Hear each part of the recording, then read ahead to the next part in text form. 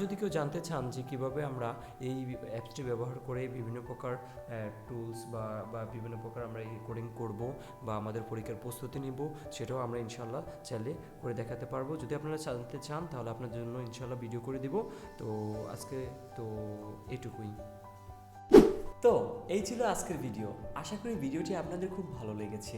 যদি ভালো লাগে তাহলে একটি লাইক দিবেন, আর যদি খারাপ লাগে তাহলে একটি ডিসলাইক দিবেন।